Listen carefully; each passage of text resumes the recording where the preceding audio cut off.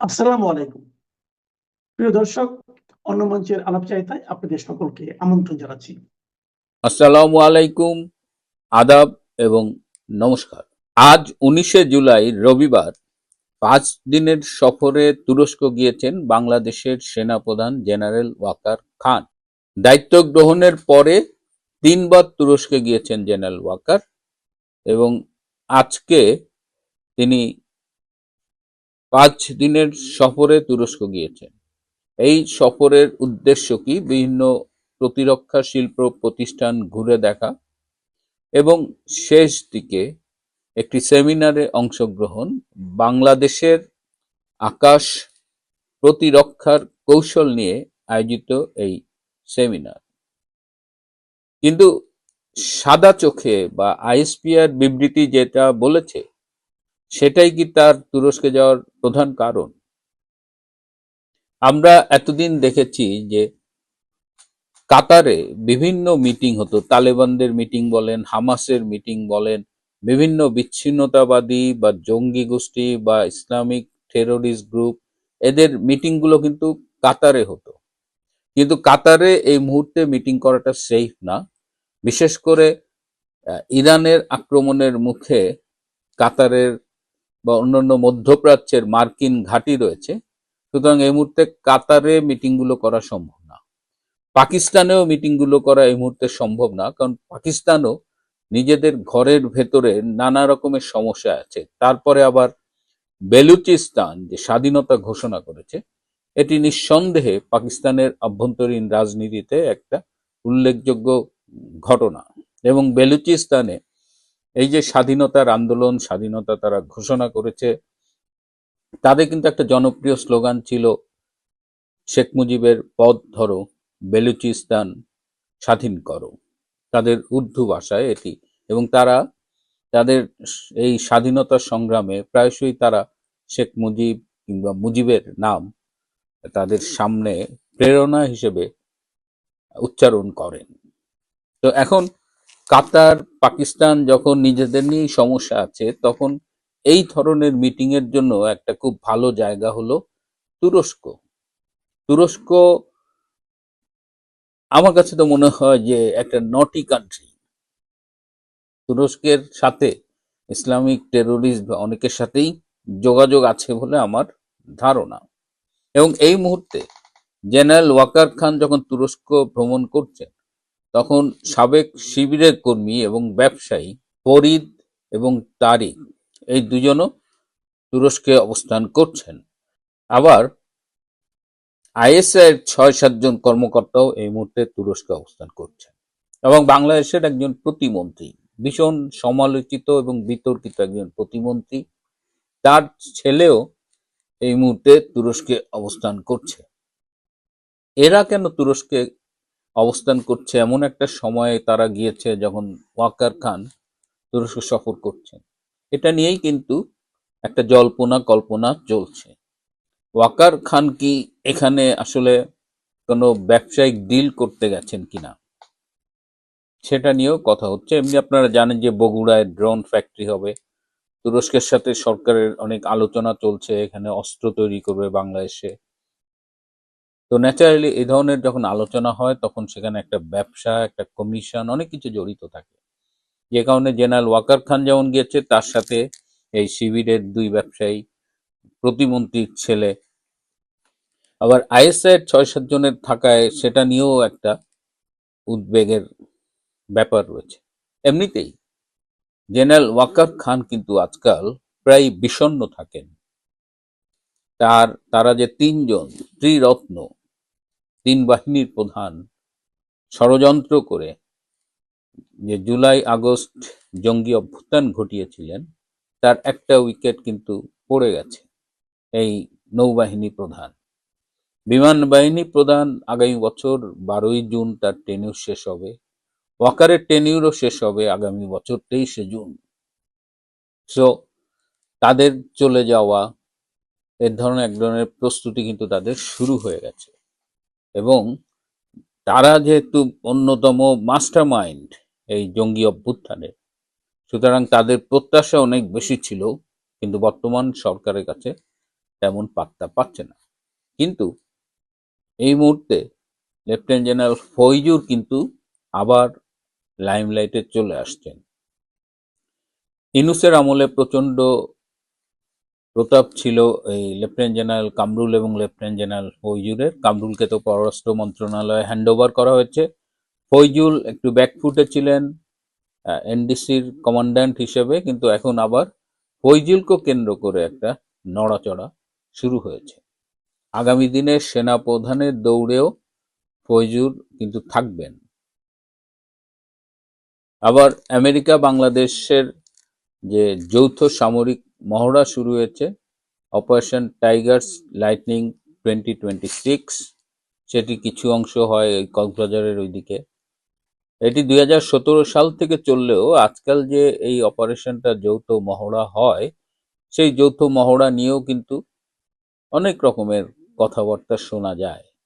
বা এই যৌথ মহড়ার আড়ালে আমেরিকার কি অন্য কোনো উদ্দেশ্য আছে কি না, বিশেষ করে এই টেকনাফ সীমান্তে আরাকান আর্মি ও অন্যান্য বিচ্ছিন্নতাবাদী গ্রুপ রয়েছে, যাদের অনেকের সাথেই আমেরিকার আপাতত ভালো সম্পর্ক রয়েছে। সো এই অপারেশন টাইগার্স লাইটনিং এর নামে বা অন্তরালে তারা কি অন্যান্য কাজ করে কিনা, সেটা নিয়ে আজকাল কথা উঠেছে। এদিকে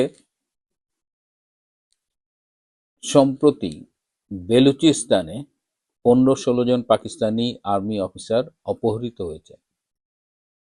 পাকিস্তান সরকার মনে করছেন যে এই অপহরণের জন্য দায়ী হলো বেলুচিস্তানের এই বিদ্রোহীরা। খবর নিয়ে জানা গেছে যে 2016 থেকে 2023 পর্যন্ত এই যে অপহৃত আর্মি অফিসার, এরা বেলুচিস্তানের নারীদের সাথে সহিংস আচরণ করেছে। তো বেলুচিস্তানের এই বিপ্লবীরা তার প্রতিশোধ নিয়েছে। সবশেষে এই জুলাই মাস জঙ্গি আন্দোলনের মাস। 2 বছর আগে এই জুলাইয়ে জঙ্গি অভ্যুত্থান ঘটেছিল, আপনাদের সেটা মনে আছে।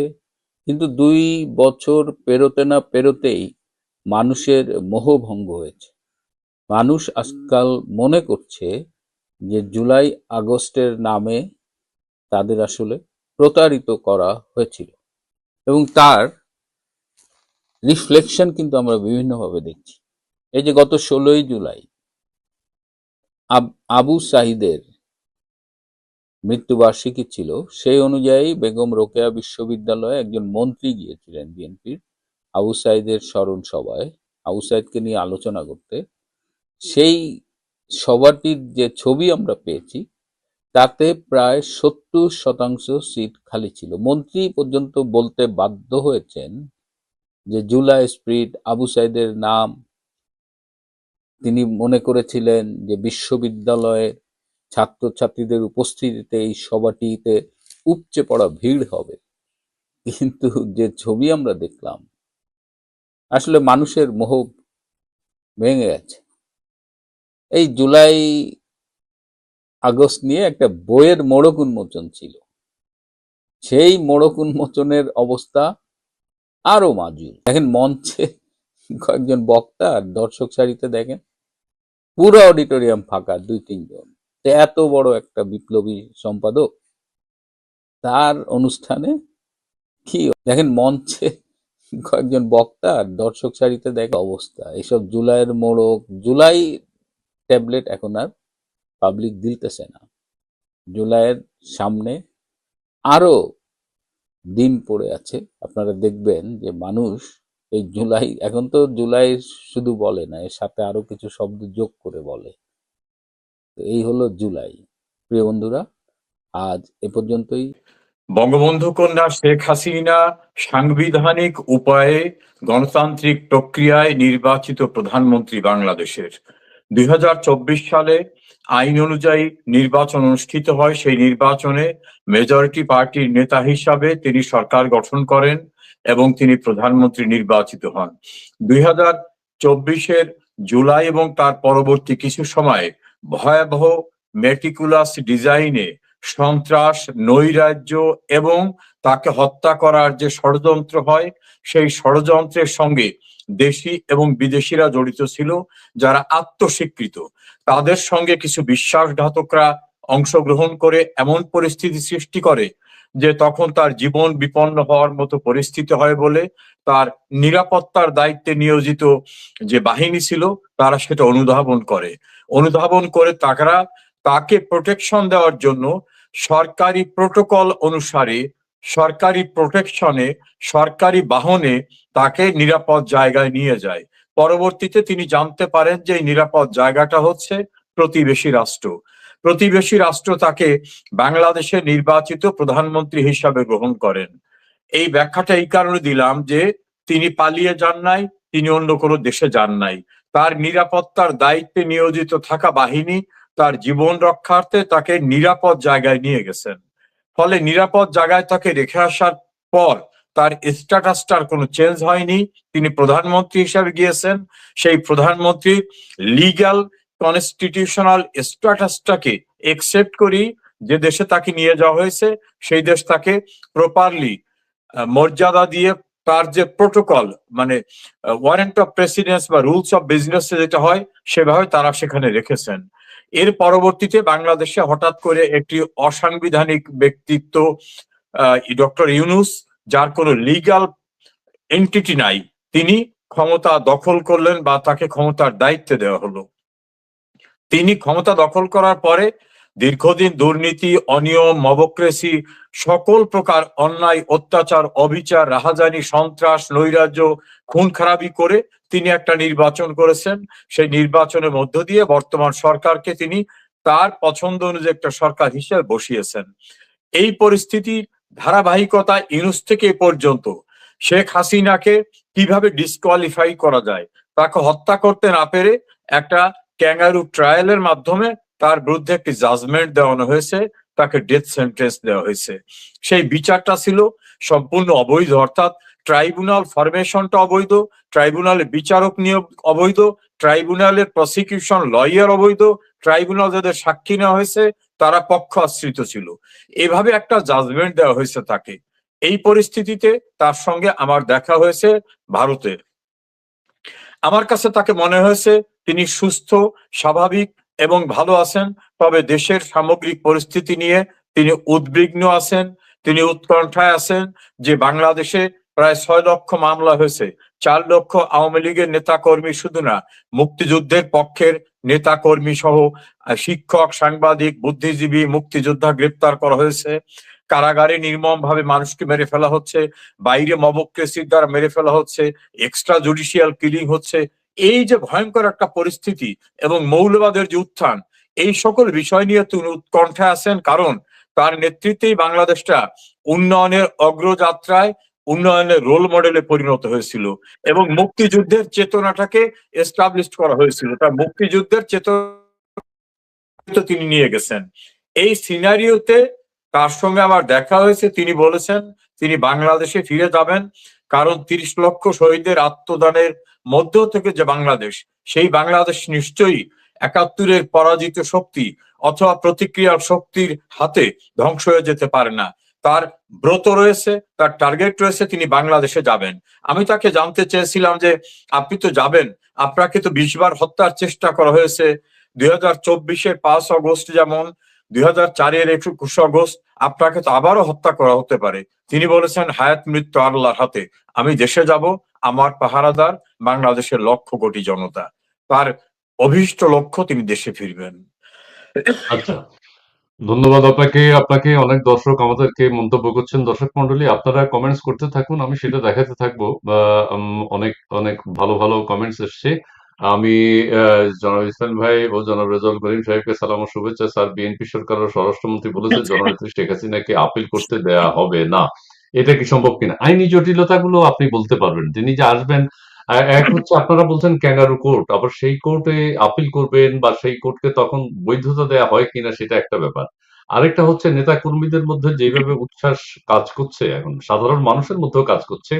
শেখ হাসিনা বলেছেন যে আমি যা হয় দেশেই হবে, আমি দেশের মানুষের কাছে ফিরে আসব।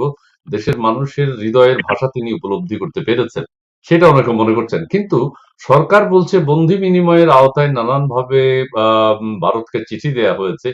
শেখ হাসিনা কি সেখানে বন্দী আছেন? বন্দী বিনিময় চুক্তিটা আইন কি বলে? জি।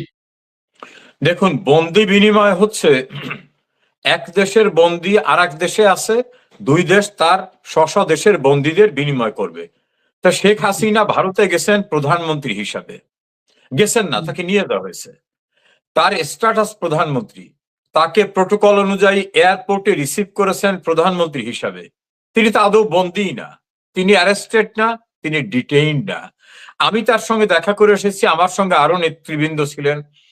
তিনি তো বন্দী হলে আমাদের দেখা করতে পারার কথা না, এবং থাকার কথা তো কারাগারে। তিনি দিব্যি একজন রাষ্ট্রীয় সম্মানিত অতিথি, অর্থাৎ প্রধানমন্ত্রী আর একটা দেশের। তিনি যে স্ট্যাটাসে থাকার মতো, যে স্ট্যাটাসে তাকে এন্টারটেইন করার মতো, সেই স্ট্যাটাসে তাকে রাখা হয়েছে। তিনি তো আদৌ বন্দী না। তিনি বন্দী না হলে কিসের বন্দী বিনিময়? তিনি ভারত কর্তৃক গ্রেপ্তারকৃত না, আটক আদেশ প্রাপ্ত না, কারাগারে না, বন্দী অবস্থায় না। কাজে বন্দী বিনিময় শব্দটি এই ক্ষেত্রে প্রযোজ্য না। আর দ্বিতীয় হচ্ছে, যদি তিনি অ্যারেস্টেড হতেন, বন্দী হতেন, তাহলে বন্দী বিনিময়ের যে আইনটি আছে, চুক্তিটা আছে, সেখানে আছে যদি দেখা যায় যে পলিটিক্যালি পারসিকিউশন, অর্থাৎ রাজনৈতিক উদ্দেশ্যে, দ্বিতীয়ত তার জীবন বিপন্ন হওয়ার মতো অবস্থা থাকে, তাহলে যে দেশে কথিত বন্দী থাকবেন সেই দেশ তাকে ফেরত দিবে না। তা আমি বন্দী হিসেবে ধরলাম না, কথার খাতিরেও যদি তাকে ধরে নেন বন্দী, তাহলে বাংলাদেশে তার যে জীবনের নিরাপত্তাহীনতা সেইটা দৃশ্যমান। কারণ ক্ষমতা অবৈধভাবে যারা দখল করছেন তারা বলছেন শেখ হাসিনা বাংলাদেশে আসতে পারে শুধু একটা কারণেই, তার ফাঁসির রায় কার্যকর করা হবে, সেই জন্য আসতে পারেন। দ্বিতীয়টা, এটা যে পলিটিক্যালি মোটিভেটেড ছিল সেটা ওয়েল এস্টাবলিশড। ফলে তিনি বন্দী হলেও তার যাওয়ার অবকাশ থাকতো না আইনগতভাবে। আর যেহেতু তিনি বন্দী না, কাজে বন্দী বিনিময় এই প্রসঙ্গটাই এখানে আসবে না। তৃতীয়ত, আপনি বলছেন যে আপনার দর্শক শ্রোতারা বা আপনি যেটা বলছেন যে ট্রাইব্যুনালকে আমরা ক্যাঙ্গারু ট্রাইব্যুনাল বলছি, সেটাকে আমরা বৈধতা দেবো কি? বৈধতা দিয়ে। দেখেন, আগরতলা ষড়যন্ত্র মামলায় 3 বিচারক বিশিষ্ট একটা ট্রাইব্যুনাল হয়েছিল 1968 সালের ঘটনা দেখিয়ে। বঙ্গবন্ধু আইন এবং রাস্তা দুটোকেই গ্রহণ করেছিলেন। একটা পর্যায়ে কিন্তু সেই ট্রাইব্যুনাল বিচারকরা পালিয়ে যায় এবং সেই ট্রাইব্যুনাল আগুন লাগিয়ে দেয়, সেই মামলা শেষ হয়ে যায়। পাকিস্তানের একটি ট্রাইব্যুনাল রাষ্ট্রদ্রোহিতার অভিযোগে বঙ্গবন্ধুকে মৃত্যুদণ্ড দেয়। মিয়ানওয়ালী কারাগারে সেই মৃত্যুদণ্ডাদেশ তাকে পড়ে শোনানো হয় এবং একটা জায়গা দেখানো হয় যে মৃত্যুর পর তোমাকে এখানে কবর দেওয়া হবে। তারা কিন্তু সেই রায় কার্যকর করতে পারেনি। 2007 সালে এবং 8 সালে 111 সরকার, অর্থাৎ সেনা সমর্থিত সরকার, শেখ হাসিনাকে এইরকম একটা পরিস্থিতিতে দণ্ডিত করার চেষ্টা করেছিল। তারা শেষ পর্যন্ত কিছুই করতে পারেনি। কাজে এই রাজনৈতিকভাবে মোটিভেটেড এই ট্রাইব্যুনাল, এই জাজমেন্ট আমরা দুটোকেই প্রসেস আকারে ধরি। প্রথম হচ্ছে জনগণের প্রচন্ড উত্তাল ক্ষোভের মুখে এই জাতীয় সাজানো বানোয়াট জাজমেন্ট, বঙ্গবন্ধুর জন্য যে ডেথ সেন্টেন্স হয়েছিল, আগরতলা ষড়যন্ত্র মামলায় যে বিচার প্রক্রিয়া ছিল, সেগুলো যেমন উড়ে গেছিল, বাংলাদেশে উড়ে যাবে। আমরা লিগাল প্রসেসকে এবং রাস্তাকে, আন্দোলনকে, দুটোকেই মনে করি যে আমরা কোর্টে গিয়ে তো বলতে পারি যে তোমার এই কোর্টের এই জাজমেন্টটি অবৈধ, তুমি এইভাবে রায় দিয়েছো, এটা দেওয়ার এখতিয়ার তোমার ছিল না, তোমার অথরিটি ছিল না। কারণ এই ট্রাইব্যুনাল করা হয়েছিল যুদ্ধ অপরাধীদের বিচারের জন্য। যুদ্ধ অপরাধী কারা? 1971 সনের যুদ্ধ অপরাধী। তো সেই ট্রাইব্যুনাল তুমি বিচার করতেছো কার? যারা যুদ্ধ অপরাধীদের বিচার অর্গানাইজ করেছিল তাদের বিচার করতেছো। অর্থাৎ যে আইন করার জন্য ইন্টেনশন অফ লেজিসলেচার, অর্থাৎ আইন প্রণেতাদের যে উদ্দেশ্য ছিল, কি উদ্দেশ্যে এই আইনটা করা হয়, সেটা পরিষ্কার ভাবে আছে। ফলে ওটা যে বেআইনি ছিল সেটা আমরা বলবো। তৃতীয়ত, একেবারে স্বীকৃত যুদ্ধ অপরাধী আবুল কালাম আজাদ ওরফে বাচ্চু রাজাকার, তাকে তো মৃত্যুদণ্ড দেওয়া হয়েছিল। আবুল কালাম আজাদ ওরফে বাচ্চু রাজাকার দীর্ঘদিন পাকিস্তানে পলাতক থেকে বাংলাদেশে এসে সেই ট্রাইব্যুনালে গিয়ে হাজির হয়েছেন। ট্রাইব্যুনাল তার ফাঁসি কার্যকর করে নাই, তাকে কারাগারেও নেয় নাই। অর্থাৎ পরিষ্কার যে ওই ট্রাইব্যুনালটা কাদের জন্য, কাদের সুযোগ সুবিধা দেওয়ার জন্য। স্বীকৃত যুদ্ধ অপরাধীদের মৃত্যুদণ্ডাদেশ থাকা প্রাপ্ত ব্যক্তিকেও ট্রাইব্যুনালে হাতের মুঠায় পাওয়ার পরেও কিছু হয় নাই। এটিএম আজাহারেরও কিছু হয় নাই। এরকম অনেক ঘটনা আছে, পরিস্থিতি বলে দেবে যে বাস্তবে কোন বিষয়টা এস্টাবলিশড হবে। আমাদের বিশ্বাস এই অবৈধ বিচার প্রক্রিয়া উড়ে যাবে, অবৈধ রাগ অকার্যকর হয়ে যাবে। ধন্যবাদ, ধন্যবাদ। আপনার দর্শক মন্ডলী আপনারা কমেন্টস করছেন, আমি পড়ছি না। আমি ব্যারিস্টার সমর রেজাউল করিম সাহেবের বক্তব্যটাই আপনাদেরকে বেশি শোনাতে চাই। উনি শেখ হাসিনার সাথে দেখা করেছেন ভারতে এবং তার যে অভিজ্ঞতা সেটাই আমরা একটু জানতে চাই। তার মানে আপনি যেটা বলছেন আমাদের বর্তমান যে অ্যাটর্নি চিফ প্রসিকিউটর সাহেব আছেন এবং আমাদের বিশিষ্ট আইনজ্ঞ আসিফ নজরুল সাহেব যে 18 মাস ক্ষমতায় ছিলেন, তিনি বারবার বলেছেন যে শেখ হাসিনাকে বন্দি বিনিময়ের আওতায় ভারতকে চিঠি দেয়া হয়েছে। তার মানে তিনি কি জানতেন না শেখ হাসিনা সেখানে বন্দি না? বন্দি বিনিময়ের কোনো প্রশ্নই আসে না, প্রশ্ন তো আসে না। যেহেতু বন্দি হলে ভারত যদি তাকে বন্দি করতো তাহলে বন্দি বিনিময়ের একটা ব্যাপার ছিল। সেই ক্ষেত্রে আসিফ নজরুলের ভূমিকাকে আপনি কিভাবে দেখেন, তখনকার ভূমিকা? আসিফ নজরুলকে নিয়ে আলোচনা যত কম করা যায় ইসমাইল ভাই ততই ভালো করেন। উনি হচ্ছেন সেই আসিফ নজরুল যিনি যুদ্ধ অপরাধীদের বিচারের জন্য শহীদ জননী জাহানারা ইমামের নেতৃত্বে গঠিত গণ আদালত প্রক্রিয়ার সঙ্গে জড়িত ছিলেন। উনি হচ্ছেন সেই আসিফ নজরুল তিনি কাগজপত্র সরিয়ে বিট্রাই করে বিদেশে এসে ডক্টরেট ডিগ্রি নিয়েছিলেন আমাদের সেই ট্রাইব্যুনাল প্রক্রিয়া থেকে পালিয়ে গিয়ে। উনি হচ্ছেন সেই আসিফ নজরুল তিনি যুদ্ধ অপরাধীদের দায় মুক্তি দেওয়ার জন্য এবং যুদ্ধ অপরাধীদের বিচার করার অর্গানাইজার যারা তাদের বিচার করার জন্য তিনি অবৈধ ক্ষমতা দখলদারের আইন উপদেষ্টা হয়ে আর একটি বিচার প্রক্রিয়া শুরু করেছিলেন। তিনি হচ্ছেন সেই আসিফ নজরুল যিনি বলেছিলেন 26 লক্ষ ভারতীয় বাংলাদেশে অবৈধভাবে কাজ করে। তাকে যখন সাংবাদিকরা বলল যে একজনের উদাহরণ দেন, তখন বললেন যে আমি যখন এই কথাটা বলছিলাম তখন তো আমি উপদেষ্টা ছিলাম না। তাহলে কি উপদেষ্টা থাকলে বাপের নাম একটা হবে আর উপদেষ্টা না থাকলে বাপের নাম আর একটা হবে? এই জাতীয় ভণ্ডদের নিয়ে আলোচনা যত কম করবেন তত ভালো হবে। আসিফ নজরুল স্বীকৃতভাবে একজন ঘৃণিত ব্যক্তি। তাকে যারা উপদেষ্টা করেছিল সেই এনসিপি লোকেরাই বলেছে তিনি একটা বাটপার। বাংলাদেশের বুদ্ধিজীবীরা বলছেন তার মতো সুযোগ সন্ধানী দুর্নীতিবাজ দ্বিতীয়টা নাই। একজন বিখ্যাত আইনজীবী এবং অবসরপ্রাপ্ত মেজর সরোয়ার হোসেন তিনি বলছেন আসিফ নজরুলের দুষ্কর্ম দুর্নীতি নিয়ে তিনি দুর্নীতি দমন কমিশনে রিপ্রেজেন্টেশন দিয়েছেন। কাজে আসিফ নজরুলরা জ্ঞানের বহরে যদি বলেন কিছুই জানে না, বাইরে বক বক করা ছাড়া আইনের সম্পর্কে তাদের ন্যূনতম কোনো ধারণা নেই। জি, জি, ধন্যবাদ, ধন্যবাদ। আমি আসিফ নজরুল বিষয়ে আর বলবো না। ঠিক আছে? আসিফ নজরুল বিষয়ে আমি আর কোনো প্রসঙ্গ তুলব না। যেহেতু তারা বন্দি বিনিময়ের আওতায় চিঠি দিয়েছে ভারতকে, সেটা কিভাবে দিল? আচ্ছা, দ্বিতীয় কথা হচ্ছে আপনি শেখ হাসিনাকে কেমন দেখেছেন, কিভাবে দেখেছেন? ইনি কি সুস্থ আছেন কিনা, মনোবল ঠিক আছে কিনা? সেটা যদি একটু দর্শকদেরকে বলেন, অনেকে সেটা জানতে চায়। আমরা ওই আমেরিকা থেকে খবর আসে, ফ্রান্স থেকে খবর আসে শেখ হাসিনা মারা গেছেন। শেখ হাসিনার কথাগুলো এআই দিয়ে তৈরি করা। এই কথাটা আপনি যেহেতু স্বচক্ষে ওনাকে দেখেছেন, আপনি একটু এক্সপ্লেইন করবেন। দেখুন, বঙ্গবন্ধু কন্যা শেখ হাসিনার সঙ্গে আমাদের 12 তারিখ দেখা হয়েছে। আমার সঙ্গে আরো 10-11 জন নেতা কর্মীরা ছিলেন, শিক্ষাবিদ ছিলেন, ডাক্তার ছিলেন। তিনি একেবারেই স্বাভাবিক আছেন। তার যে মানসিক অবস্থাটা সেটা আরো সুদৃঢ়। তিনি বাংলাদেশ নিয়ে উদ্বিগ্ন, উৎকণ্ঠিত।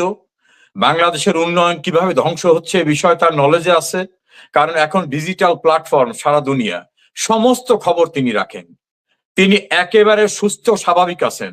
তার কথা বলতে, শারীরিকভাবে চলতে, আমাদের সঙ্গে তার মত বিনিময় করতে, আমাদের কথা শুনে জবাব দিতে কোনো জায়গায় তার ভিতরে ন্যূনতম কোনো জড়তা ছিল না। তিনি একেবারেই পরিপূর্ণভাবে সুস্থ স্বাভাবিক ভালো আছেন। বরং আমি বলবো তার অভিজ্ঞতার ভান্ডার আরো সমৃদ্ধ হওয়ার কারণে পূর্বের চেয়ে তিনি আরো বেশি প্রত্যয়ী, আরো বেশি দৃঢ়চেতা এবং তার পিতার নেতৃত্বে যে বাংলাদেশটি স্বাধীন হয়েছে 30 লক্ষ শহীদের আত্মদানের মধ্য থেকে যে বাংলাদেশটা হিন্দু মুসলিম বৌদ্ধ খ্রিস্টানের অসাম্প্রদায়িকার রাষ্ট্র, যে বাংলাদেশটা তার নেতৃত্বে ডিজিটাল বাংলাদেশ হয়েছে, যে বাংলাদেশে মানুষের কনস্টিটিউশনাল যে ফান্ডামেন্টাল ডিমান্ড অন্ন বস্ত্র বাসস্থান চিকিৎসা এটার যে ডেভেলপমেন্টটা তিনি করেছিলেন সেটা যে নষ্ট হয়ে যাচ্ছে সেটা নিয়ে তিনি উৎকণ্ঠিত। তিনি কিভাবে দেশে যাবেন, কিভাবে মানুষকে ঐক্যবদ্ধ করবেন, ঋত গৌরব কিভাবে পুনরুদ্ধার করবেন সে বিষয় নিয়ে তিনি কথা বলেছেন। যারা এআই দিয়ে তৈরি করা তারা কথা বলে, যারা বলে ওনার জড়তা এসে গেছে, উনি শারীরিকভাবে সুস্থ নাই, কেউ বলে ওনার দাফন হয়ে গেছে, এইগুলো হচ্ছে আমার মনে হয় এদের জন্মের কোনো ত্রুটি আছে। আমার মনে হয় এদের জন্মের ত্রুটি না থাকলে এত বড় জঘন্য মিথ্যাচার করতে পারে না। বঙ্গবন্ধু কন্যাকে আমি দেখে এসেছি, তিনি ভালো আছেন, সুস্থ আছেন, স্বাভাবিক আছেন। আচ্ছা, ধন্যবাদ ধন্যবাদ, তথ্যটি আপনার কাছ থেকে জানতে পারলাম। আর আরেকটি বিষয় আমরা দেখতে পাচ্ছি ইউরোপ আমেরিকা জুড়ে আওয়ামী লীগের নেতাকর্মী যারা আছে, ইংল্যান্ডেও তাই, তারা দেশে আসার একটা চিন্তা ভাবনা করছেন। তারা বলছেন যে বিমানে করে আসবেন, আবার শেখ হাসিনা কি সড়ক পথে আসবেন না বিমানে আসবেন সেটাও এখনো ঠিক নেই। সেটা কি পরিস্থিতি বলে দেবে কিনা। যারা প্রস্তুতি নিচ্ছেন তারা আসবেন, এবং দেশেও আমি দু একজনকে বলতে শুনেছি যে অনেককে একসাথে যুক্ত হওয়ার, সাধারণ মানুষও যুক্ত হবে, আওয়ামী লীগের নেতা কর্মীরাও যুক্ত হবে। সেই ধরনের কোনো প্রস্তুতি কি আপনাদের চলছে, নাকি তখনই যা হওয়ার হবে এরকম? দেখুন, আমরা তো প্র্যাকটিক্যালি একটা যুদ্ধের মধ্যে আছি। যুদ্ধ মানে সবসময় গোলাগুলি না। বঙ্গবন্ধু কন্যার নেতৃত্বে আমরা বাংলাদেশটা যে বেদখল হয়ে গেল, অসাংবিধানিক প্রক্রিয়ায় ক্ষমতা ছিনিয়ে নেওয়া হলো, এই বিষয়গুলোকে আইনানুগ প্রক্রিয়ায় গণতান্ত্রিক উপায়ে কিভাবে রেস্টোর করা যায় সেজন্য দলের ভিতরে কাজ চলছে। শুধু আওয়ামী লীগে না, যারা মুক্তিযুদ্ধের চেতনায় বিশ্বাস করেন, সে জাসদ হতে পারে, ন্যাপ হতে পারে, ওয়ার্কার্স পার্টি, জাতীয় পার্টি, ভ্যারাইটিস টাইপের পলিটিক্যাল অর্গানাইজেশন আছে, তারা সেভাবে কাজ করে। আমাদের একটা পলিসি আছে, এই পলিসিটা আমাদের সুপ্রিম অথরিটি হিসাবে বঙ্গবন্ধু কন্যা শেখ হাসিনা এবং আওয়ামী লীগের কেন্দ্রীয় কমিটি আছে, তারা ডিসাইড করছেন কিভাবে হবে। তো এই সিদ্ধান্তটা হয়েছে শেখ হাসিনা দেশে যাবেন, আমরা যারা বাইরে আছি আমরাও দেশে যাব। কখন, কোথা থেকে, কি অবস্থায় যাব সেটা ডিপেন্ড করবে যাওয়ার পূর্ব মুহূর্তের যে পলিসি এবং পারিপার্শ্বিকতা, তার উপরে সিদ্ধান্ত আমরা যাব, সম্মিলিতভাবে যাব ইনশাআল্লাহ। আচ্ছা, গুড গুড। আরেকটি বিষয় হচ্ছে যে শেখ হাসিনা তো এর আগেও একবার বলেছেন তিনি এসে যাবেন, আরেকবার বলেছেন তিনি মাথা উঁচু করে আসবেন, আরেকবার বলেছেন তিনি এই বছরই আসবেন, এবং সর্বশেষ যেটা বললেন তিনি ডিসেম্বরে আসবেন, অর্থাৎ মাস নির্দিষ্ট করে দিয়েছেন। আবার এনসিপি নেতারা বলছে ডিসেম্বর মাস হলো আত্মসমর্পণের মাস, ঠিক আছে তিনি আসুন, আচ্ছা ফাঁসির দড়ি রেডি আছে। আবার কেউ কেউ বলছেন আসিফ মাহমুদ নাহিদ ইসলাম ভুলে গেছে, নাহিদ ইসলাম বলেছে, সরি, নাহিদ ইসলাম বলেছে ডিসেম্বর হলো আত্মসমর্পণের মাস। আবার কেউ কেউ বলছেন ডিসেম্বর হলো রাজাকারদের আত্মসমর্পণের মাস, এই ডিসেম্বরে বাংলাদেশ স্বাধীন হয়েছিল, এই ডিসেম্বরে পাকিস্তানি বাহিনী আত্মসমর্পণ করেছে। এই যে একটা নাহিদ ইসলাম ভুলে গেছে, তিনি বলছেন যে তাদেরই বিজয় আসতেছে, শেখ হাসিনার ফাঁসি হবে। শেখ হাসিনার ফাঁসি কার্যকর করা কি মানে দেশের মানুষের আবেগ অনুভূতিকে বাদ দিয়ে এটাকে আদৌ সম্ভব কিনা, আমি এটা একটু আপনার কাছ থেকে জানতে চাই। দেখেন, বাংলাদেশের মেজরিটি পোর্শন মানুষ আওয়ামী লীগ করে বা আওয়ামী লীগের চিন্তা চেতনার সঙ্গে ঐক্যমত। কেউ আওয়ামী লীগ করেন না কিন্তু মুক্তিযুদ্ধের চেতনায় বিশ্বাস করেন, তাহলে আলটিমেটলি আওয়ামী লীগের স্পিরিটের সঙ্গে তার সংখ্যা মেজরিটি। আপনি যদি দেশে 17 কোটি লোক ধরেন, কথার কথা, তো মেজরিটি হচ্ছে 17 কোটির অর্ধেকের চেয়ে বেশি লোক হচ্ছে মুক্তিযুদ্ধের চেতনায় বিশ্বাস করে। তো এই 17 কোটি লোকের মুক্তিযুদ্ধের চেতনার সেন্টারটা হচ্ছে শেখ হাসিনা। এই শেখ হাসিনাকে ঘিরেই কিন্তু মুক্তিযুদ্ধের চেতনা আবর্তিত হয়। শেখ হাসিনা দেশে থাকলেই জয় বাংলা বলা যায়, শেখ হাসিনা দেশে থাকলেই মুক্তিযুদ্ধের কথা বলা যায়, মুক্তিযোদ্ধাদের গলায় জুতার মালা দিতে কেউ দুঃসাহস রাখে না। শেখ হাসিনা দেশে থাকলেই আমাদের শহীদ স্মৃতি স্তম্ভ, বীর শিষ্যদের মুরাল নিরাপদ থাকে, জয় বাংলা রণধ্বনি থাকে। তো শেখ হাসিনা হচ্ছে সবকিছুর সেন্টার। তো এই শেখ হাসিনাকে ফাঁসি দেওয়ার মতো দুঃসাহস, এত বড় দাম্ভিকতা, এত বড় ঔদ্ধত্য বাংলাদেশের স্বাধীনতার পরাজিত শত্রু এবং তাদের উত্তরাধিকারী পরের প্রজন্ম তো দূরের কথা, ওদের যারা বাপ ছিল, ফিল্ড মার্শাল মোহাম্মদ আইয়ুব খান, আগা মোহাম্মদ হিয়া খান, টিক্কা খানরাও রাখে নাই। এবং তাদের যারা বিদেশি প্রভু ছিল, যারা মুক্তিযুদ্ধের সময় স্প্লিট পাঠাতো, তারাও রাখে নাই। কাজী শেখ হাসিনাকে ফাঁসি দেওয়ার দুঃসাহস রাখে না। তবে নাহিদ ইসলামদের কথাটাকে একটু ব্যাখ্যা করা দরকার। নাহিদ ইসলাম সম্পর্কে জামাতের second man doctor Syed Abdullah Mohammad Taher বলেছেন, ও আমাদের প্রোডাক্ট, আমরাই ওকে বর্ন ব্রট আপ করেছি, এবং তারা জামাতেরই অংশ, যেমন এবি পার্টি, এনসিপি, এগুলো জামাতেরই অংশ। আবার সেই জামাতের সঙ্গে থেকে ওরা নির্বাচন করেছে। আর জামাত কারা? যারা 71 সালের মহান মুক্তিযুদ্ধের সময় পাকিস্তানের মালিক গভর্নমেন্টের 2 জন মন্ত্রী ছিল, অর্থাৎ যে সময় বাংলাদেশের মানুষদের হত্যা করা হতো, সেই হত্যাকাণ্ড, লুণ্ঠন, ধর্ষণ, রাহাজানি, নৃশংসতা, বর্বরতায় যে সরকার ছিল, সেই সরকারের অংশ ছিল জামাত। ওরা হচ্ছে সেই সরকারের অংশ, এবং তাদেরকেই তো আমরা 16ই ডিসেম্বর ঐতিহাসিক সোহরাওয়ার্দী উদ্যানে নাকে খত দিয়ে আত্মসমর্পণ করিয়েছিলাম। সেই বিজয়ের মাসটায় ওরা আত্মসমর্পণের মাস বললে ওদের ভিতরে আটকে ওঠে, মনে হয় যে আবার বোধহয় আমাদের পাকিস্তানি বাবাদের তো আত্মসমর্পণ করিয়েছিল, আমাদের বোধহয় আবার করাবে। ডিসেম্বর বিজয়ের মাস, সেই বিজয়ের মাসে আমরা আবার ওই 71-এর পরাজিত শক্তিদের যে প্রেতাত্মারা, তাদেরকে পরাজিত করতে পারি, এই প্রত্যয়টাও তো আমাদের ভিতরে থাকতে পারে। আচ্ছা, যে এটাই আমি একটু বলতে চাই, সেই প্রত্যয়টাই কি আপনাদের মধ্যে আছে, বা আপনাদের নেত্রী শেখ হাসিনার মধ্যে সেটাই কি আছে? ডিসেম্বর মাসকে তিনি কেন বেছে নিলেন? ইসমাইল ভাই, আমি বঙ্গবন্ধু কন্যা শেখ হাসিনাকে খুব কাছের থেকে চিনি। তার ধমনীতে তার বাবার রক্ত, আদর্শিক রক্ত এবং রক্তের উত্তরসূরিতা। তিনি যা চান তিনি তা করেন, তিনি কারোর সঙ্গে সারেন্ডার করেন না। যুদ্ধ অপরাধীদের বিচারের সময় আপনার মনে আছে, অনেকেই বলছিল যে তারা এখন প্রতিষ্ঠিত, এত বছর পরে এইসব করতে যাওয়া ঠিক হবে না, তাদের ব্যাংক আছে, বীমা আছে, তারা মন্ত্রী হয়েছে, দেশে বিদেশে প্রতিষ্ঠিত, অনেক বড় বড় রাষ্ট্র তাদের সঙ্গে, তারা এখন বিশাল শক্তি। শেখ হাসিনা বলছিলেন 71-এ যে ভয়াবহ অপরাধ হয়েছে এর বিচার হতে হবে। তখন তার দলের এবং আশপাশের অনেকে আতঙ্কিত ছিল। শেখ হাসিনা বিচার করেছেন। বঙ্গবন্ধুর খুনিদের বিচারের প্রক্রিয়ায় যাওয়ার আগে অনেকেই বলছিল এই দুঃসাহস দেখানো ঠিক হবে না, তিনি চেয়েছিলেন, বিচার হয়েছে। পদ্মা সেতু করার সময় যখন বিশ্ব ব্যাংক সরে গেল, তখন অনেকেই বলছিলেন এটা করা সম্ভব হবে না, তিনি বলছিলেন নিজের টাকায় করব, তিনি করেছেন। কাজী শেখ হাসিনা যখন একটা দৃঢ় মানসিকতা পোষণ করছেন যে তিনি দেশে ফিরে যাবেন, আমার বিশ্বাস জন্মেছে তার সঙ্গে আলোচনা করে, এবং তাকে আমি যতটা চিনি তিনি যাবেন, এবং মুক্তিযুদ্ধের চেতনার যে ঋত গৌরব, সেটা তার নেতৃত্বে আবার পুনরুদ্ধার হবে। আজকে জেলখানায় কারা? মুক্তিযুদ্ধের সংগঠক আমির হোসেন আমু, বীর মুক্তিযোদ্ধা এবং সংগঠক হাসানুল হক ইনু, রাশেদ খান মেনন থেকে শুরু করে শিক্ষক, সাংবাদিক, সাহিত্যিক, আইনজীবী, সমস্ত মুক্তিযুদ্ধের পক্ষের মানুষগুলো কারাগারে। কাউকে কারাগারে মেরে ফেলা হচ্ছে, কাউকে বাইরে মেরে ফেলা হচ্ছে, অপমান করা হচ্ছে। বীর মুক্তিযোদ্ধা সিসি ছিলেন, তার গলায় জুতোর মালা পরানো হয়। অর্থাৎ 71-এর পরাজয়ের প্রতিশোধ নেওয়ার জন্য ডক্টর ইউনূসকে ব্যবহার করে যারা কাজ করেছিল, তাদের এখন এক্সটেনশন কাজ চলছে। না হলে এই সকল জাতীয় নেতাদের কারাগারে এই ভয়ঙ্কর পরিস্থিতিতে থাকতে হতো না। কাজে এই অবস্থা থেকে উত্তরণ করতে হলে শেখ হাসিনার বিকল্প একমাত্র শেখ হাসিনা। সেজন্য তাকে দেশে যেতে হবে, এবং তিনি নিজেও বোঝেন যে আমাকে যেতে দেশে অবশ্যই যেতে হবে বাংলাদেশকে তার পূর্বের অবস্থায় ফিরিয়ে আনতে। ফলে আমার বিশ্বাস তিনি যাবেন, এবং ইনশাল্লাহ আমাদের বিজয় হবে। ওকে, আমরা শেষ পর্যায়ে আমাদের দর্শক মন্ডলী, আপনাকে আর বেশি সময় আটকাবো না। জাস্ট দেশে যে নেতা কর্মীরা আছে এদেরকে একটু আশ্বস্ত করে কিছু, মানে তারা খুব সাধারণ মানুষও কিন্তু আওয়ামী লীগের সমর্থন করছে এখন, চাচ্ছেন যে হ্যাঁ শেখ হাসিনা ফিরে আসুক। নেতা কর্মীদের উদ্দেশ্যে দুই একটা কথা বলে আমরা শেষ করতে চাই। জি প্লিজ।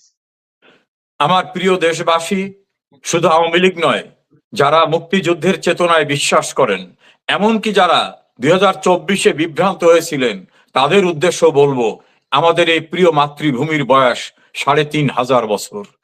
এই মাতৃভূমিকে আলাদা একটা স্বতন্ত্র সত্তা দিতে কেউ পারেনি, যেটা পেরেছেন আমাদের সর্বকালের সর্বশ্রেষ্ঠ বাঙালি বঙ্গবন্ধু শেখ মুজিবুর রহমান। পরাধীনতার শৃঙ্খল ভেঙে বাঙালিকে গর্বের একটি স্বাধীন সত্তা দিয়েছেন। আর বিধ্বস্ত বাংলাদেশকে আধুনিক বাংলাদেশ বিনির্মাণে কাজ করেছেন বঙ্গবন্ধু কন্যা শেখ হাসিনা, যেখানে প্রতিটি গ্রামে বিদ্যুৎ, প্রতিটি গ্রামে টেকনোলজি, প্রতিটি নারীর অধিকার, 125টা কর্মসূচির মধ্য থেকে সামাজিক সুরক্ষা বেষ্টনী, পদ্মা সেতু, metro rail, elevated expressway, third terminal, কি করেন নাই তিনি? এই বাংলাদেশটা আবার খামচে ধরেছে 71-এর পরাজিত শত্রুরা, তাদের উত্তরসূরিরা।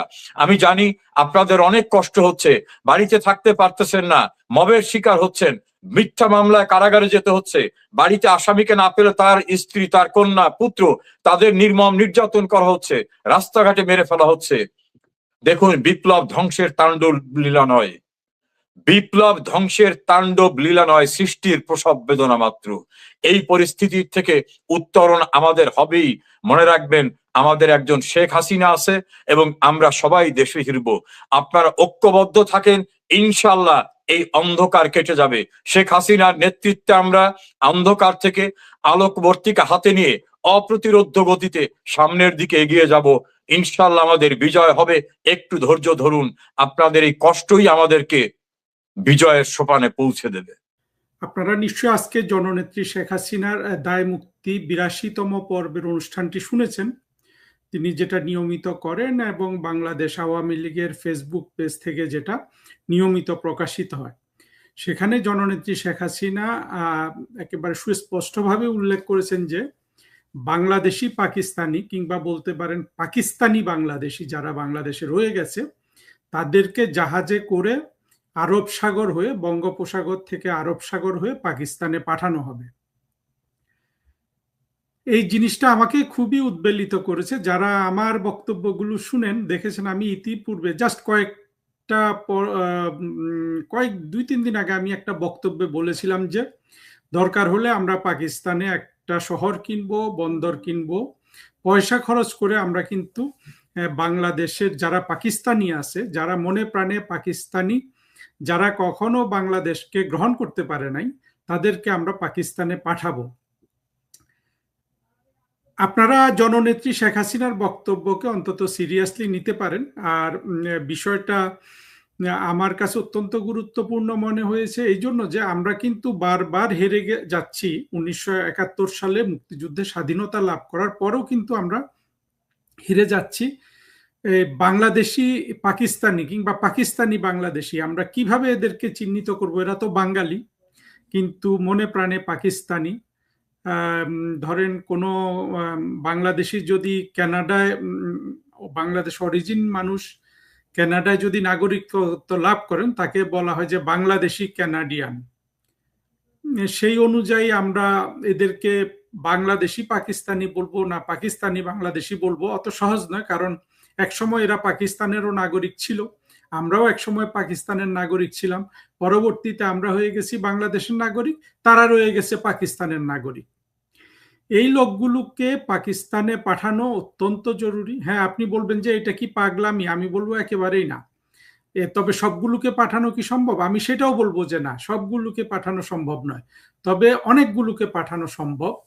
আর এইটা কি পাগলামি? না, আসলে বাংলাদেশে 2024-এর জঙ্গি উত্থানের পর যা যা পাগলামি মনে হতো, যেমন বঙ্গবন্ধুর ভাস্কর্য নির্মাণ, মানে আমরা যেভাবে করেছি, কিংবা বঙ্গবন্ধু থেকে জননেত্রী শেখ হাসিনা তারা যেভাবে পাকিস্তানি, বাংলাদেশি পাকিস্তানিদের এই সমাজে ইনক্লুড করে একটা ইনক্লুসিভ সোসাইটি গঠনের যে উদ্যোগ নিয়েছিলেন, এগুলো, এই প্রজেক্টগুলো আমাদের ব্যর্থ হয়ে গেছে। অর্থাৎ পাকিস্তানিরা কোনোভাবেই বাংলাদেশকে মেনে নিতে পারে না।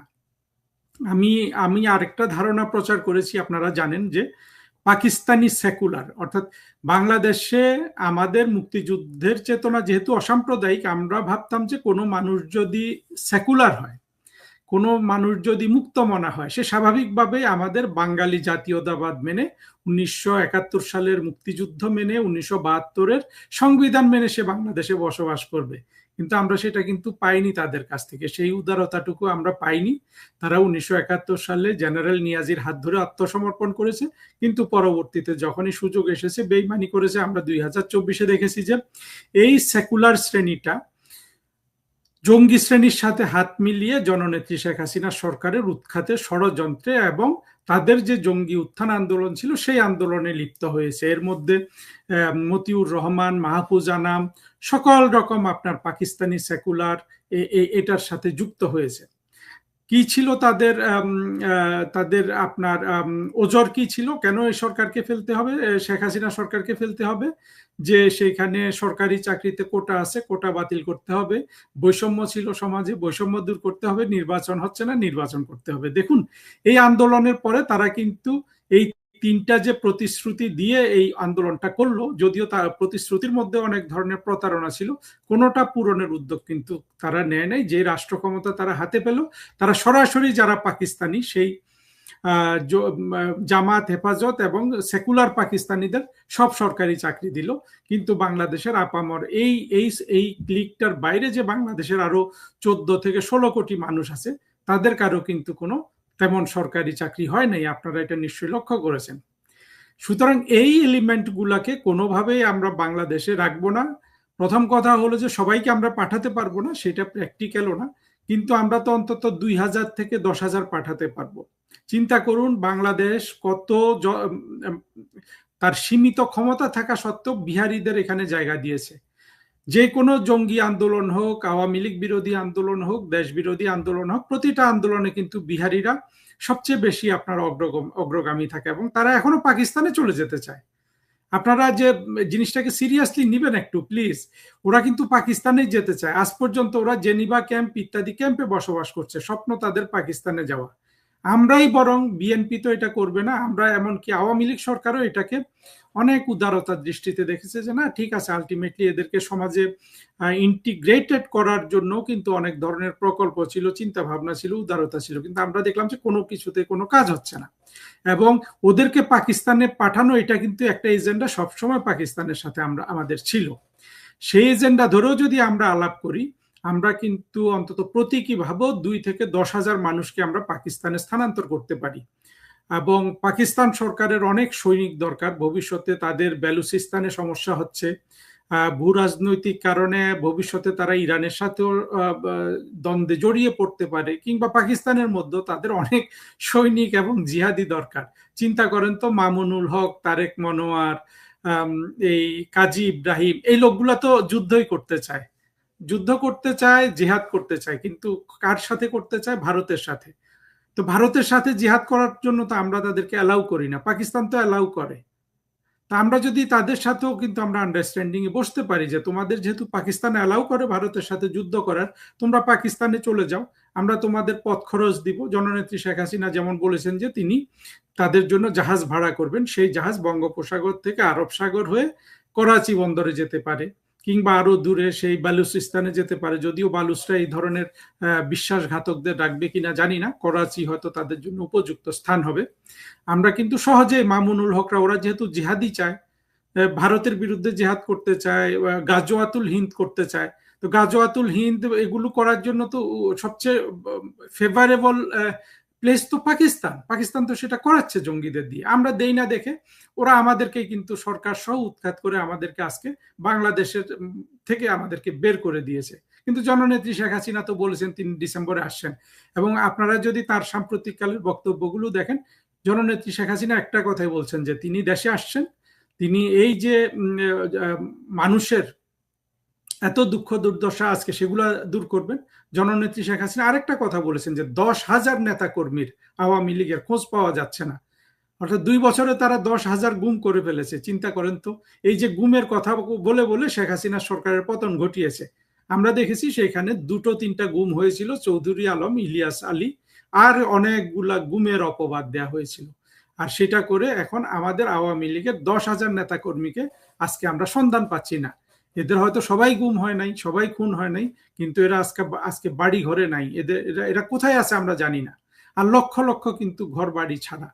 এই অবস্থা তো প্রতিবার রিপিট করতে দেয়া যায় না।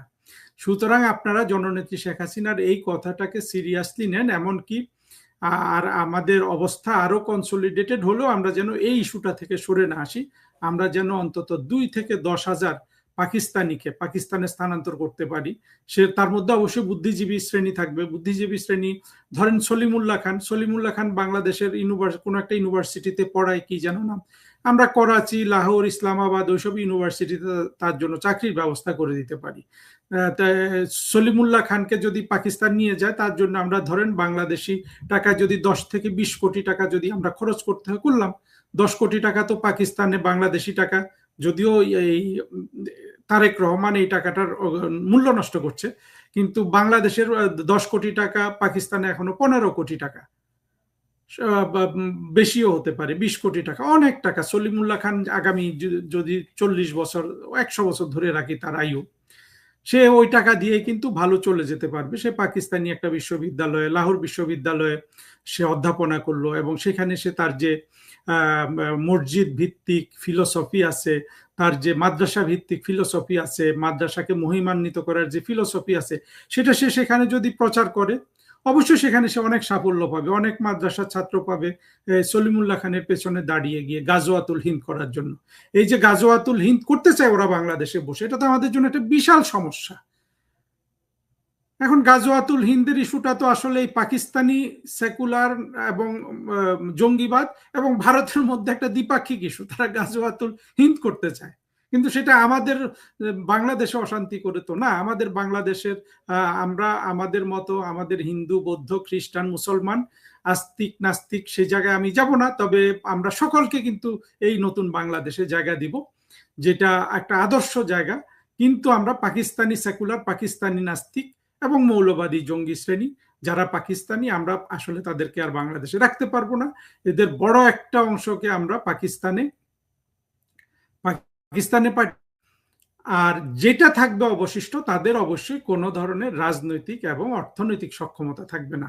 অর্থনৈতিক সক্ষমতাটা চলে গেলেই ওদের রাজনৈতিক সক্ষমতাটাও চলে গেছে। আর এটা করতে গেলে হাজার হাজার চাকরি কিন্তু মুক্তিযুদ্ধের পক্ষের শক্তির ছেলে মেয়েদের জন্য ক্রিয়েট হবে, এবং সেই চাকরিগুলোতে আমাদের কিন্তু এই ছাত্রলীগ, যুবলীগ, যারা যারা আজকে বেকার আছে, যারা আজকে জননেত্রী শেখ হাসিনার কর্মী হিসাবে তার জন্য জীবন দিতে প্রস্তুত, যারা রেডি হয়ে গেছেন, তারা সবাই কিন্তু চাকরির ব্যবস্থা পাবেন। আরেকটা জিনিস চিন্তা করবেন, সবাই যদি জীবন দেওয়ার মতো জন্য প্রস্তুত হন, যেটা আমরা দেখেছিলাম যে 21শে আগস্ট গ্রেনেড হামলার সময় যে আওয়ামী লীগের সিনিয়র নেতৃবৃন্দ শেখ হাসিনা চারিদিকে ব্যূহ রচনা করেছিলেন, সেদিন তারা সবাই মারা যেতে পারতেন। কিন্তু আপনারা যদি আজকে এই যে লক্ষ লক্ষ কর্মী, শেখ হাসিনার কর্মী, যারা আজকে আপনারা কষ্ট করছেন বাড়ি ঘর ছাড়া, তারা সবাই যদি জীবন দিতে প্রস্তুত হন, একজনকেও জীবন দিতে হবে না।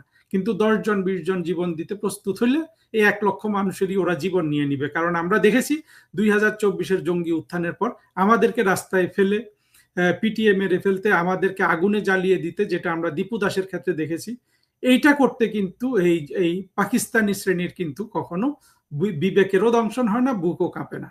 আমরা তো অতীতে কখনো করি নাই। এবং জননেত্রী শেখ হাসিনা কিন্তু বারবার বলছেন উনি কিন্তু ন্যায় বিচার নিশ্চিত করবেন, অর্থাৎ আমরা কিন্তু তাদের উপর সেই বর্বরতাগুলো চালাবো না, কিন্তু আমরা পাকিস্তানি সেকুলার এবং পাকিস্তানপন্থী জঙ্গি মৌলবাদী শ্রেণী, এরা যাতে নির্বিষ হয় তার অংশ হিসাবে জননেত্রীর কথাকে আমি স্বাগত জানাই। এবং নেত্রী, আপনি যাতে এটা বাস্তবায়ন করেন আমরা কিন্তু দেখব। এবং আপনি তো আসছেনই, আপনি আসছেন, বাংলাদেশ অপেক্ষা করছে। এই আপনি আজকে যেটা বলেছেন, এইটা কিন্তু বাস্তবায়ন না হওয়া পর্যন্ত আপনার পিছু অন্তত আমি ছাড়ব না। ধন্যবাদ। সম্মানিত দর্শক, আওয়ামী লীগ সভানেত্রী শেখ হাসিনা ডিসেম্বর মাসে বাংলাদেশে আসবেন, ফিরে আসবেন।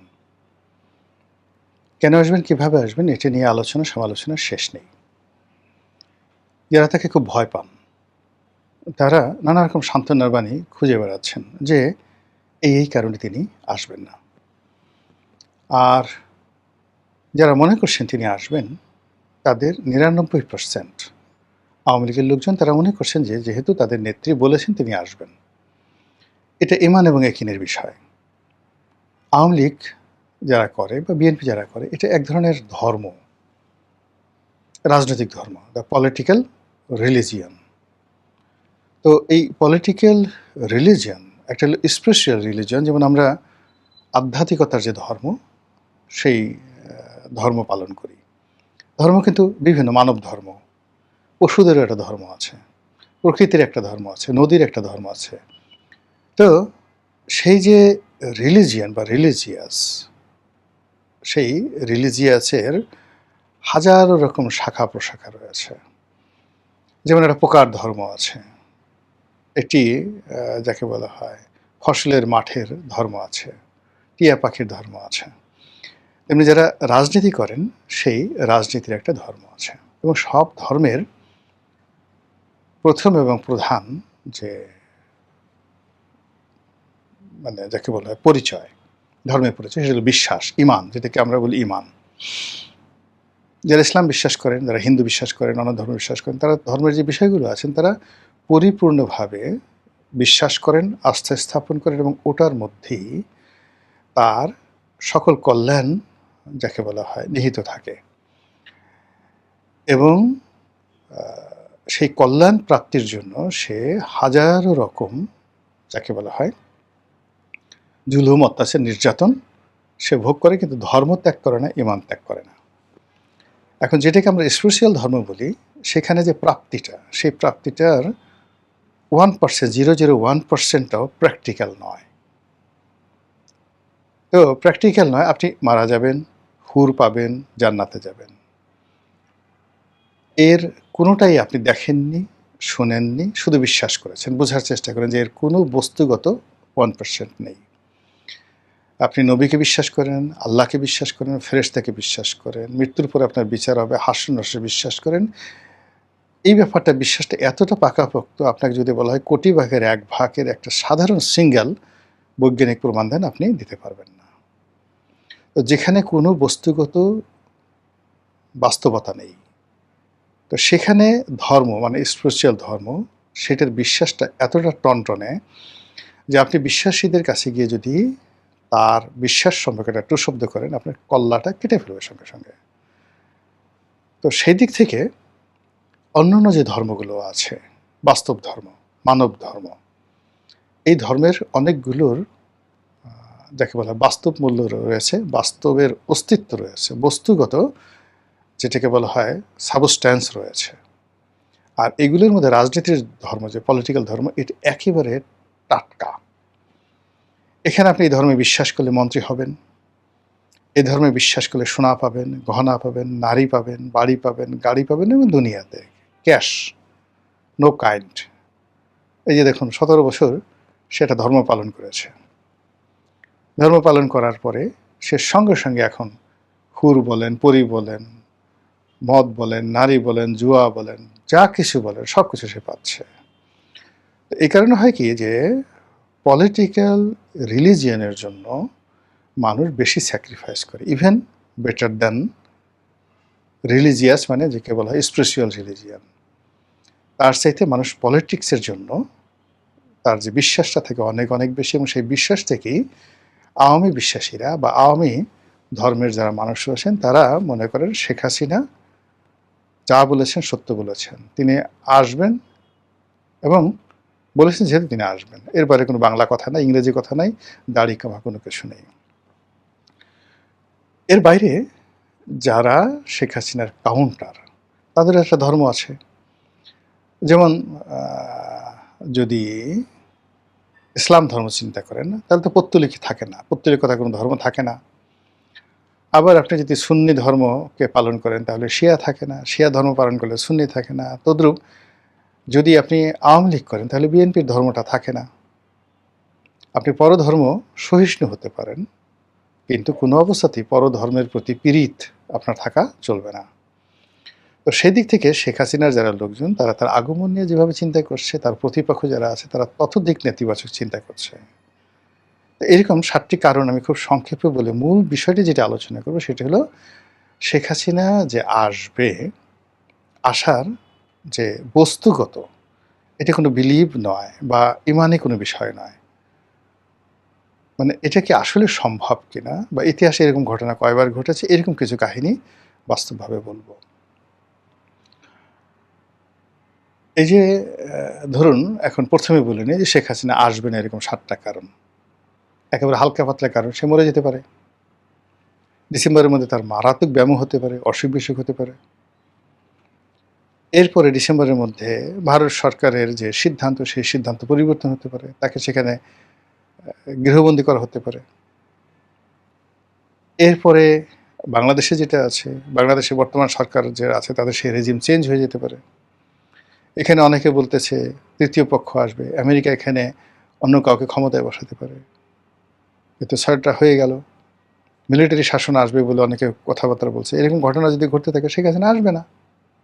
আচ্ছা, যদি সব কিছু স্বাভাবিক থাকে, অর্থাৎ এখন যেভাবে চলছে এইভাবে চললে, তাহলে ধরুন শেখ হাসিনা ডিসেম্বর মাসে আসার যে ঘোষণা দিয়েছেন এটা আগামী মাসে হতে পারে, মানে আগস্ট মাসে হতে পারে, সেপ্টেম্বরে হতে পারে, এবং সবচেয়ে ডেঞ্জারাস টাইম হলো সেপ্টেম্বর।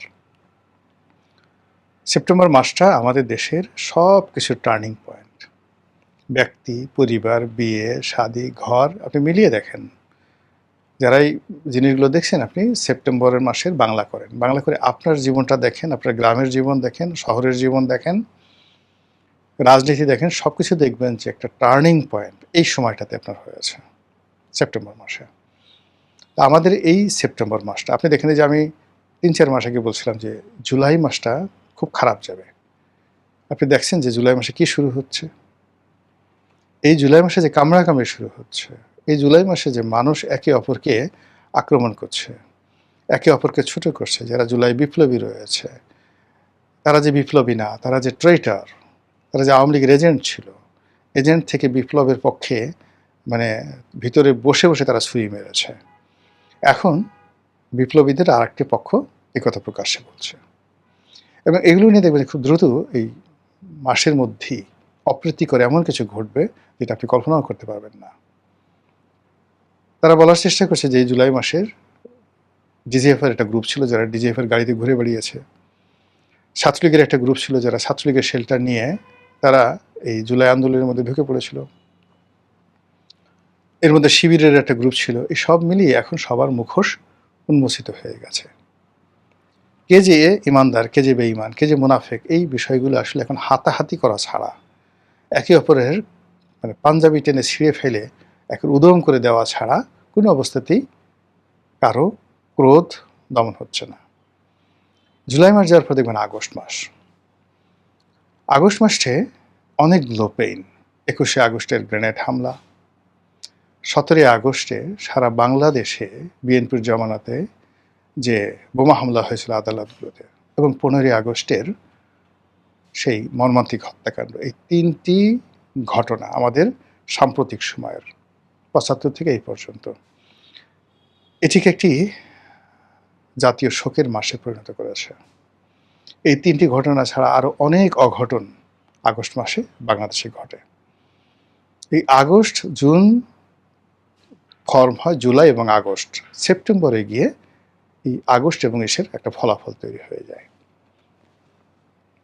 আর নভেম্বরে, সেপ্টেম্বর, অক্টোবর, নভেম্বরে গিয়ে আপনি দেখতে পারেন হোয়াট ইজ হ্যাপেনিং, কী হচ্ছে। এটা আপনি 25 সালে দেখেন, 24 সালে দেখেন, ইউনূসের 2024 সালের সেপ্টেম্বর দেখেন, অক্টোবর দেখেন, নভেম্বর দেখেন, তারপরে 24-এর পরে 25-এর সেপ্টেম্বর, অক্টোবর, নভেম্বর দেখেন, তাহলে বুঝতে পারবেন যে এই বছর সেপ্টেম্বর, অক্টোবর, নভেম্বরে কী ঘটতে যাচ্ছে। তাহলে এই যে শেখ হাসিনা যদি বাংলাদেশে আসে, আপনি এর সমূহ সম্ভাবনা ডিসেম্বরে নয়, সেই ডিসেম্বরকে টার্গেট দিয়ে আপনার যে চিন্তা চেতনা ডিসেম্বর পর্যন্ত রেখে দিয়েছে। কিন্তু যদি শেখ হাসিনা আসে, তার প্রথম টার্গেট হবে সেপ্টেম্বরের মধ্যে ঢোকার, সে যেভাবে হোক না কেন। দ্বিতীয় টার্গেট হবে নভেম্বরের মধ্যে ঢোকা, সে কোনো অবস্থাতে ডিসেম্বরে আসবে না। অর্থাৎ সেপ্টেম্বর, অক্টোবর, নভেম্বর, নভেম্বরও যাবে না, সেপ্টেম্বর, অক্টোবর, সে যদি ঢুকতে হয় এই সময়ের মধ্যে ঢুকবে। ডিসেম্বর, নভেম্বর, ডিসেম্বর কিছুই হবে না। এখন এটা কি করে সম্ভব, যেখানে সে আউটস্টেট হয়েছে, তারপরে শেষে তার কোনো লোকজন প্রকাশ্যে নেই। আপনাদেরকে শুধুমাত্র একটা ঘটনা বলি, ইরানের একটা ঘটনা বলি। ইরানে রেজা শাহ পাহলভি, আপনি জানেন যে রেজা শাহ পাহলভি খুব নামকরা একজন রাজনীতিবিদ ছিলেন, রাজা ছিলেন, এবং আমেরিকানরা তাকে ক্ষমতায় বসিয়েছিল। সে আমেরিকাকে ব্যবহার করে পুরো ইরানকে পৃথিবীর যাকে বলা হয় অন্যতম একটি শীর্ষ ধনী রাষ্ট্রে পরিণত করে ফেলেছিলেন। কিন্তু তার কর্মকাণ্ড অন ইসলামিক, ইসলাম বিরুদ্ধ। তার ব্যক্তিগত বিলাসিতা, স্বজনপ্রিয়তা এবং কিছু দুর্নীতি এবং অনিয়ম, এগুলোর কারণে তার বিরুদ্ধে ক্ষোভ ছিল সারা দেশে। বিশেষ করে ইসলামপন্থী যারা লোকজন রয়েছেন তারা, এবং যারা জাতীয়তাবাদী, মানে তারা চাচ্ছে যে ইরানের তেল সম্পদ ইরানেরই থাকুক। তো এর মধ্যে আয়াতুল্লাহ খামেনি তখনও দৃশ্যপটে আসেননি, কিন্তু অন্যান্য খামেনি যারা ছিলেন, মানে অন্যান্য যারা আয়াতুল্লাহ ছিলেন, ওইটা একটা ধর্মীয় উপাধি, ইরানের বহু সংখ্যক আয়াতুল্লাহ আছে। তো তারা উনার এই কর্মকাণ্ড, এর মেয়েরা স্কার্ট পরে ঘুরে বেড়াচ্ছে, ওপেন সেক্স করছে, ডিস্কো যাচ্ছে, ক্লাবে যাচ্ছে। তারপরে শেষে সেখানে যারা ধর্মকর্ম করে তাদেরকে এমন বলা হয় যে, সাইদি সাহেবের ওয়াজ, দিল হোসেন সাইদির একটা ওয়াজ আমরা শুনেছি যে তখন লোকজন বলতো, মানে রেজা শাহ পাহলভীর লোকজন বলতো বা সাধারণ ইরানি জনগণ বলতো যে আমরা দুই শ্রেণীর মানুষকে খুব ঘৃণা করি, একটা হলো বেশ্যা আর একটা হলো এই যারা মোল্লা আলেম, এই মাথায় টুপি দিয়ে ঘুরে বেড়ায়। তো এরকম একটা পরিস্থিতি সেখানে চলছিল। ঠিক সেই সময়ের মধ্যে জাতীয়তাবাদী গ্রুপ যারা আছে, ইসলামপন্থীরা জনমত তৈরি করছিল, কিন্তু যারা জাতীয়তাবাদী রাজনীতি করতেন, মানে দেশভিত্তিক, দেশের ভিতরে সবকিছু হোক, যেটা নাসের করেছেন, যেটা বঙ্গবন্ধু করেছেন, মূলত বাঙালি জাতীয়তাবাদ, বাঙালিকে কেন্দ্র করে সবকিছু। এখন যেভাবে পাকিস্তানে বালুচ জাতীয়তাবাদ সেখানে জাগ্রত হয়েছে যে বেলুচিস্তানকে স্বাধীন করতে হবে, এরকম ইরানি যে জাতীয়তাবাদ, সেই জাতীয়তাবাদের যারা লোকজন তারা একটা গণ অভ্যুত্থান করে ফেললো মোসাদ্দেকের নেতৃত্বে, এবং সে দেশের প্রধানমন্ত্রী হয়ে গেলেন। এবং পরিস্থিতি এমন হয়ে গেল যে রেজা শাহ পাহলভী ক্ষমতাচ্যুত হয়ে গেলেন। সামরিক বাহিনী এই এখন তারেক জিয়ার মতো বা ইউনূস সাহেবের মতো সব কিছুই তাদের কথা মতো চলল। এইভাবে সে আমেরিকার আশ্রয়ে থাকলো কয়েকদিন, কিছুদিন, অল্প কিছুদিন, একেবারে শেখ হাসিনা এরকম বছর দিকের মতো বা এক বছরের মতো, এরকম। আমার একজ্যাক্ট ডেটটা আপনি গুগলে দেখে নেবেন। এরপর করলো কি, আমেরিকা সামরিক বাহিনীর মধ্যে কাউন্টার কু ঘটিয়ে দিল। কাউন্টার কু ঘটিয়ে এমন একটা পরিস্থিতি তৈরি করলো যে কোটি কোটি মানুষ তেহরানে রাজপথে নেমে আসলো রেজা শাহ পাহলভীকে রিসিভ করার জন্য। এবং তিনি আমেরিকা থেকে প্লেনে আসলেন, এসে as it is, just like সে কিং, সে যেভাবে গিয়েছিল সেভাবে এসে বসলো, ক্ষমতা চালালো। আর এই 2 বছরে যারা করছে তাদের কিন্তু বুঝতে পারেন যে কীভাবে ডলা তিনি দেওয়া শুরু করলেন। এইভাবে সে 53 বা 54 সন থেকে টানা 79 সন পর্যন্ত আবার দ্বিতীয় মেয়াদে তিনি ক্ষমতা চালালেন।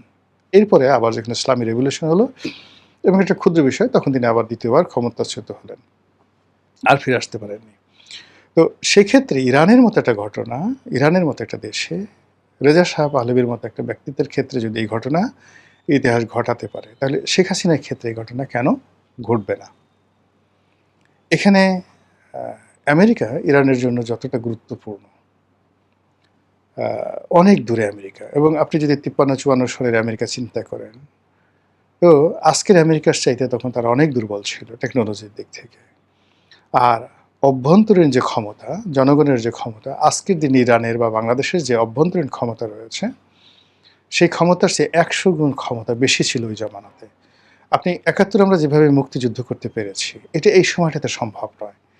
দেয়ার are many many global perspective, অনেক বৈশ্বিক বিষয় রয়েছে যেগুলোকে পাত্তা দিতে হয়।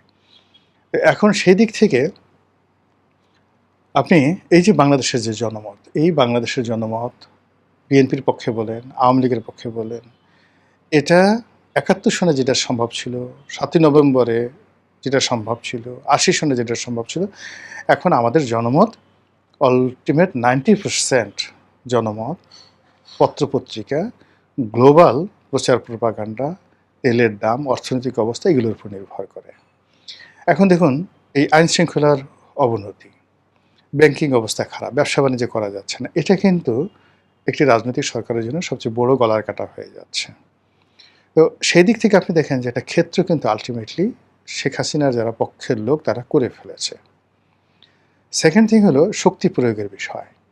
আমেরিকা ইরানে এখন যে শক্তি প্রয়োগ করেছে বা করছে, তার চেয়ে সেই 1953 সনে কিন্তু অনেক কম শক্তি প্রয়োগ তাদের করার সুযোগ ছিল। তারা শুধু দূর থেকে সিআইএর মাধ্যমে এই কাজগুলো করছে, কিন্তু এখানে সরাসরি বোমা হামলা করা বা অন্য কোনো কিছু করা, ওটা 53 সনে তাদের পক্ষে সম্ভব ছিল না এবং তারা সেটা করেনি। না করেই তারা ক্ষমতায় বসিয়েছে। কিন্তু এখন যদি তারা কাউকে ক্ষমতায় বসাতে চায়, আমেরিকা বসাতে চায়, তাহলে সেটা তাদের জন্য যত সহজ, এটা 53 সালে সম্ভব ছিল না। একইভাবে ভারত, ইরানের জন্য আমেরিকা যতটা ইফেক্টিভ, তার সাথে 1000 গুণ বেশি ইফেক্টিভ আমাদের জন্য ভারত। এমনকি আমেরিকা আমাদের জন্য যতটা না ইফেক্টিভ, তার চেয়ে 100 গুণ ইফেক্টিভ মায়ানমার। মায়ানমার এখন আমাদেরকে অনেক কিছু করে দিতে পারে। অনেক ক্ষতি করতে পারে, যেটা আমেরিকা সরাসরি করতে পারবে না। তারা বাণিজ্য অবরোধ দিতে পারে, মানে ওখান থেকে দূর থেকে বোমা মারতে পারে, খুব কিছু। কিন্তু এখানে মায়ানমার যে কাজ করতে পারে, সরাসরি সীমান্ত আঘাত করতে পারে, ভারতের কথা তো বলাই যায় না। এই সকল শক্তিগুলো যদি পোলারাইজ হয়, বরফ জমে, একসাথে শিলাখণ্ড তৈরি করে, তারপরে শিলাবৃষ্টি বর্ষণ করে, বুঝতে পারেন যে রাজনীতির যে রিলিজিয়ান, ধর্ম, এটা কেবলমাত্র বিশ্বাসে থাকবে না, এটা বস্তুগত বা রিয়ালিটিতে, বাস্তবতায় ফিরে আসবে। আপনি দেখুন অমিত শাহের কর্মকাণ্ড দেখুন, অজিত দোভালের কর্মকাণ্ড দেখুন, আমাদের পশ্চিমবঙ্গের মুখ্যমন্ত্রী যেটা হয়েছেন, সীমান্তের, আমাদের যে সীমান্তের ওপারে পশ্চিমবঙ্গের মুখ্যমন্ত্রী, তার বক্তব্য শুনুন, বিহারের মুখ্যমন্ত্রীর বক্তব্য শুনুন, আসাম, ত্রিপুরার মুখ্যমন্ত্রীর বক্তব্য শুনুন, তারপরে শেখ হাসিনার যে কথা, সেই কথাটা মূল্যায়ন করুন। এরপর আপনি সিদ্ধান্ত নেন যে শেখ হাসিনা আসবে কি আসবে না, আসতে পারে কি পারে না, তাহলেই আমাদের সবার জন্য কল্যাণকর। মহান আল্লাহ আমাদের সবাইকে হেদায়েত দান করুন এবং হেফাজত করুন। আসসালামু আলাইকুম ওয়া রাহমাতুল্লাহি ওয়া বারাকাতুহু।